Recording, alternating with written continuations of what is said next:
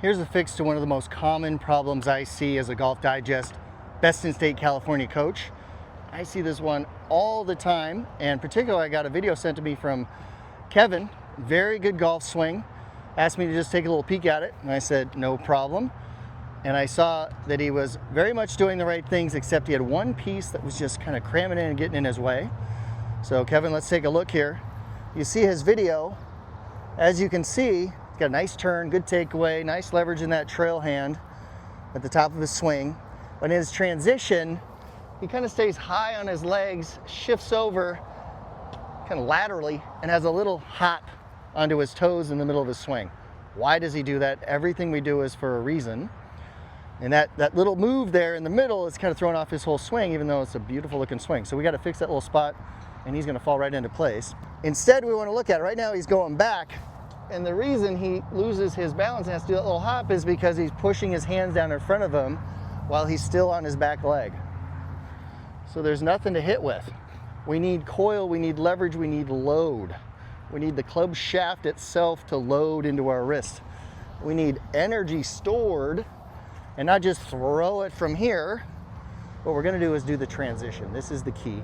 We're gonna load the energy and then transition the legs.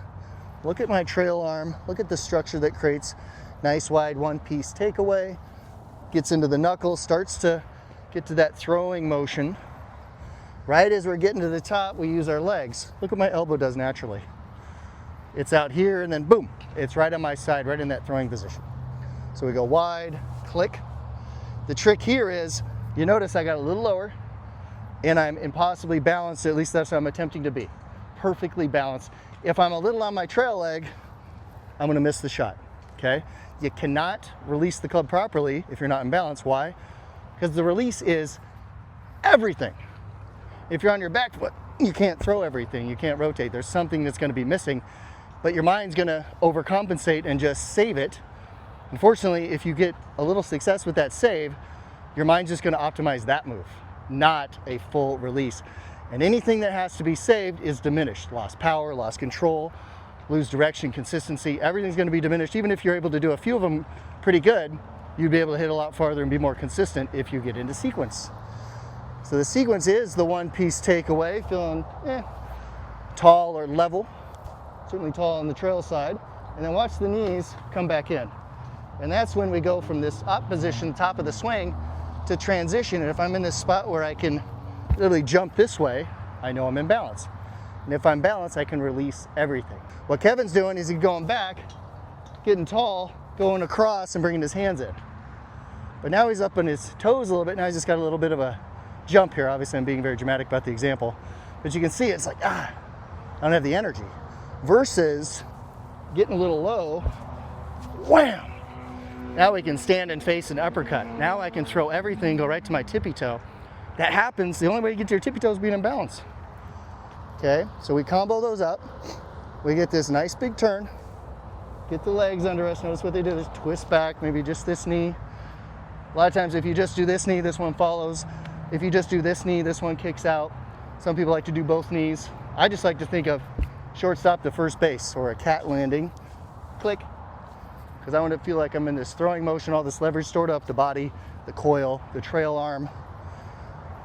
Boom. Notice it happened as I went to the top. We're bringing it back. I went to the top with my upper body. I bring the knees back. I like to think of it as 60% upper body on the takeaway, 40% legs, and then it switches. 60 up top, 60 below. And once we're here, everything, stand and face. Like you're saluting the target, belt buckle chest, everything. As you're watching this, that's exactly what I want you to practice. Back, legs, release. Do this a lot. Together, legs, everything's cored up, stored up in our pocket here, release. Okay, when you get a little comfortable and you can start to move through it and feel a little more comfortable, start to bring a ball in slowly. I'd hit the tee a bunch of times and get really comfortable. That's true for everybody. We want to build the move until we can do it somewhat intuitively. We have to get all the way there, but our end goal is intuitive. We just go back, we see the ball getting our setup, we take the club back and we just let it go. And the dance happens and all the moves happen because we've done it so many times. So together, everything. Upper, lower, uppercut. Those are all little descriptions of our map. Ultimately, it's a feeling. So we're practicing until the feeling takes over. When the feeling takes over, now it's a neural pathway. Now it's what you do, and the old pattern melts away. The pulling down and trying to bring it back in front of us, a little hop, turns into a big uppercut. And if we do that, the ball goes bye-bye. Much like that. Now, that's the driver. What about the irons? It is the exact same thing. The driver's just wider. So we react a little differently when we stand up. Driver's up here. We do the exact same body movements, but because of the wide stance, this leg pushes away, so we end the uppercut. Irons, it's a little closer together. So we go back, we do our move. We're much more on top of this leg. Same 4 inches. Every pro's moving 4 inches with their lower body. Click. And now it's more up and down because of the nature of our stance. But it's the exact same swing, the exact same sequence, the exact same timing, everything other than the ball is a little more forward with the driver. But the release point, you're throwing a ball. So it's just the same every time. And if you can understand it's the same, you practice your one golf move and apply that sensation everywhere, change your setup, and then the ball goes where you want it to as you're adjusting to each club and each setup. So let's see with an iron. Shoulder, 60, legs, stand and face. You see it's the same story each time. So now we go here, get a little settled, nice and balanced. Toes in the ground, let's get a nice turn. Get my legs under me, and then I'm going to physically, vertically stand and face. The club's gonna hold me in place with physics. But all my job is to stand and face from balance.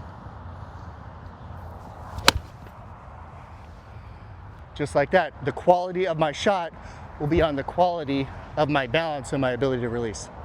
That's it. If you're balancing and release, your batting average will skyrocket. If you're not, you already know what that feels like. It's your current swing. So give this a try. Get to the low, get to the leverage, get to the coil so you can let it all go. Like a folding chair out into the field. If we're on our back foot, we're not gonna be able to do that. If we land and toss, we can go. So balance is the key of all keys. Little low, let it go. If you do that, instead of the club dropping in, it'll fall into place. See that? Auto shallows, bang, hits the ball. All the things you'd want to swing, shaft lean, everything you'd want to see in a swing, release, compression, it is all magically there because we moved correctly. That's the trick. It's not about manufacturing it. It's about letting it happen. So give that a try. Driver, irons, it doesn't matter. The setup changes, the swing does not. Check it out.